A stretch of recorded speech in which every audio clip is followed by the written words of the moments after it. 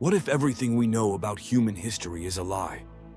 What if buried beneath the ice of Siberia lies not just an ancient artifact, but evidence of a civilization so old, so advanced, that it predates the very existence of life as we understand it? The legend of the sleeping princess beneath Siberia. Deep in the unyielding frost of Siberia's desolate wilderness, under layers of prehistoric coal untouched for nearly 1 billion years, something was uncovered that defied all scientific logic. In the isolated village of Ryavchik, on the crisp morning of September 5, 1969, what began as a routine day for a team of miners would soon spiral into a mystery that threatened to rewrite the history of humankind. The coal miners, laboring beneath 70 meters of earth, were accustomed to long hours in heavy rock. That morning, the metallic echoes of pickaxes against stone were interrupted by an unexpected clang. One miner paused, perplexed by the sound. Sweeping aside the coal dust, he revealed not rough mineral, but a smooth, carved surface, unnatural, foreign, and cold to the touch. As others gathered around, more of the surface was unearthed. It wasn't rock, it wasn't coal, it was something else entirely. A material that appeared crafted, even designed. Moments later, they had broken through to a hollow chamber, sealed from the world for eons. What they found inside would challenge the very fabric of reality. There, resting in the center of the chamber, was a marble sarcophagus, nearly 3 meters long and intricately carved with precision no Soviet machine could replicate. Despite its age, the stone was pristine. The air inside the chamber was icy and still, carrying a scent that no one could identify. The silence among the miners was complete. They knew this was no ordinary archaeological discovery. Fearing intervention from the authorities and driven by a mix of fear and curiosity, the miners made a daring decision.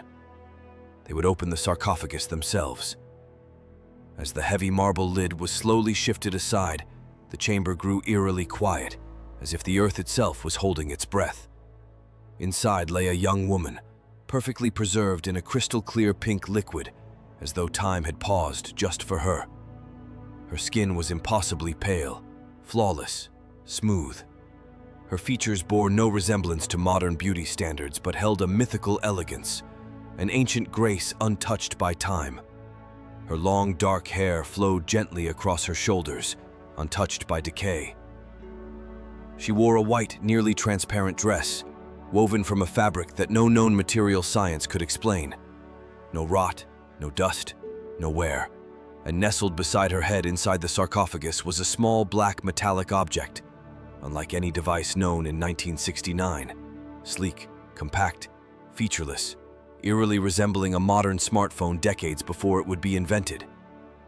She would later be known among the villagers as Princess Yasun, named after the Tayel district where she was found. But she was unlike any royal the world had ever known. She wasn't a queen of some forgotten era. She was something more, something ancient, perhaps even otherworldly. Soon Soviet authorities descended on the site. A red military helicopter landed in the village. The area was cordoned off, and every witness was questioned in secret. The village was warned of a potential biological hazard, and within days, no one was allowed near the mine again. The pink liquid was carefully drained for transport, but as it disappeared, something terrible happened. The woman's skin began to lose its ghostly luster, turning gray, then blue, as if her life force had been drained along with the fluid. The sarcophagus was transported to a laboratory in Novosk.